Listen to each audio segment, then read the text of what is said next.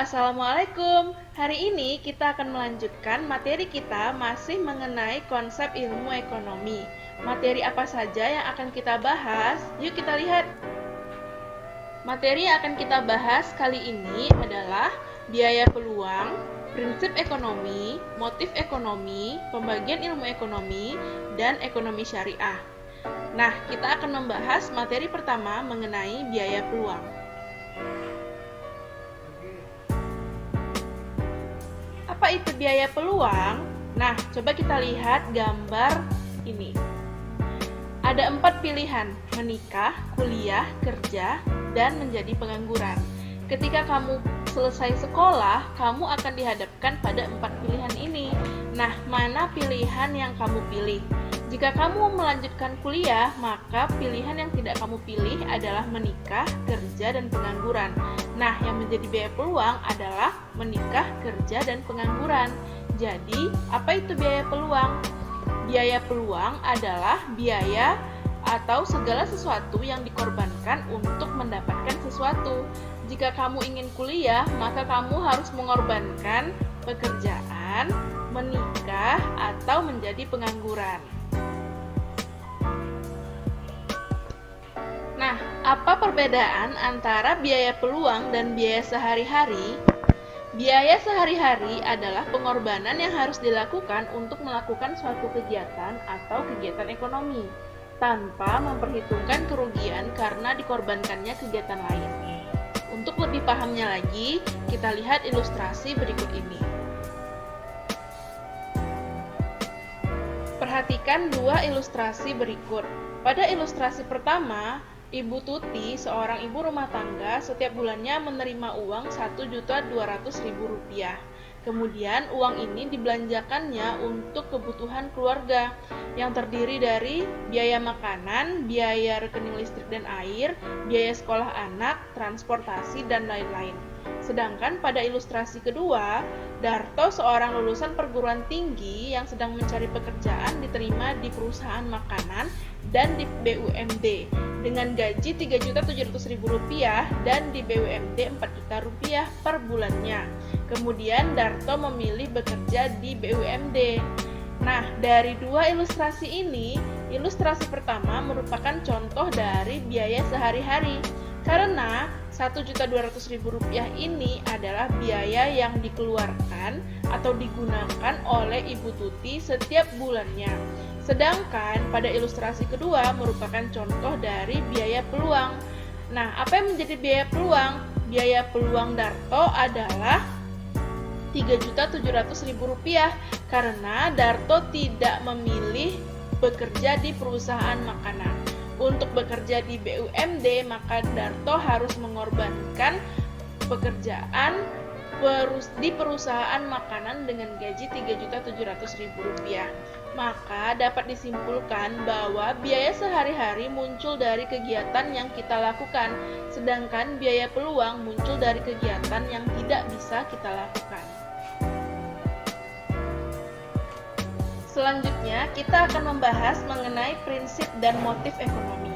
Apa itu prinsip ekonomi? Prinsip ekonomi adalah dasar berpikir yang digunakan manusia untuk memaksimumkan suatu tujuan melalui pengorbanan tertentu, atau untuk mencapai tujuan tertentu dengan pengorbanan sekecil mungkin. Kita pasti sering mendengar prinsip ekonomi dengan modal yang sedikit akan menghasilkan yang banyak. Itu adalah prinsip ekonomi kuno. Saat ini prinsip ekonomi yang digunakan adalah dengan pengorbanan tertentu maka akan mendapatkan hasil yang maksimum, sedangkan untuk pengorbanan yang kecil akan mendapatkan hasil tertentu. Contoh dari prinsip ekonomi adalah seorang produsen tempe menggunakan kedelai dengan harga yang murah namun kualitasnya baik. Nah, dengan menggunakan kedelai yang harganya murah, maka ia bisa memaksimumkan penghasilannya. Kemudian, motif ekonomi adalah dorongan yang berasal dari dalam diri yang mampu membuat orang melakukan kegiatan ekonomi. Contohnya, seseorang bekerja untuk mendapatkan uang yang nantinya uang itu dapat digunakan akan memenuhi kebutuhannya sehari-hari. Motif ekonomi ini ada dari motif intrinsik dan ekstrinsik. Motif intrinsik adalah alasan seseorang melakukan tindakan ekonomi karena faktor dirinya sendiri. Sedangkan motif ekstrinsik adalah alasan seseorang melakukan tindakan ekonomi atau motif ekonomi karena faktor dari luar. Misalnya dari lingkungan, keinginan memperoleh penghargaan, meringankan beban orang lain, atau menunjukkan eksistensi di bidang sosial atau politik.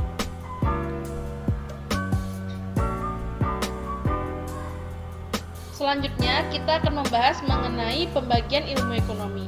Ilmu ekonomi terbagi menjadi 3, ilmu ekonomi deskriptif, ilmu ekonomi teori, dan ilmu ekonomi terapan.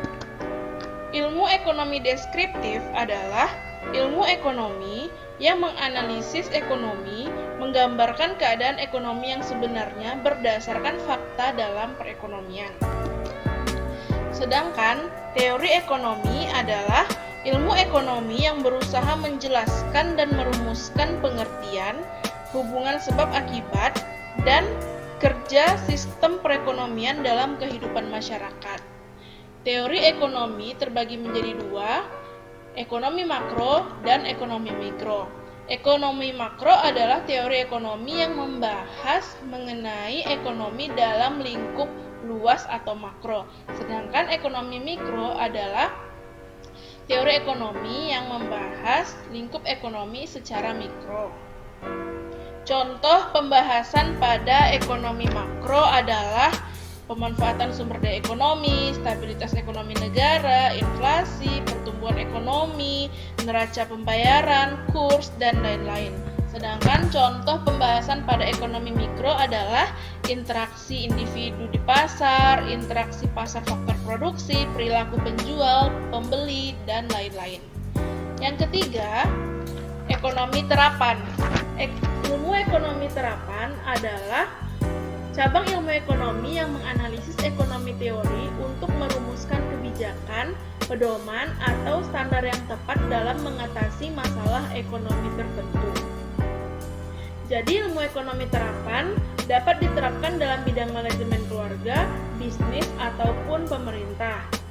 Contoh dari teori ilmu ekonomi juga dapat diterapkan dalam bidang lain seperti kesehatan, geografi, politik, dan pendidikan.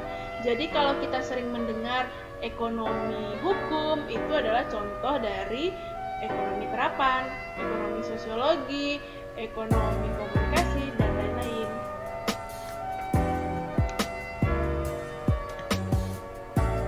Selanjutnya, kita akan membahas mengenai ekonomi syariah. Apa itu ekonomi syariah?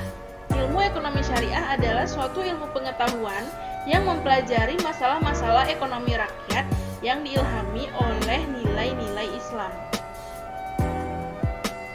Ciri-ciri sistem ekonomi syariah menurut Naqvi dalam Mubarak ada 5. Yang pertama, kepemilikan faktor-faktor produksi, sistem rangsangan, alokasi sumber daya, jaminan sosial, dan penanggulangan kemiskinan.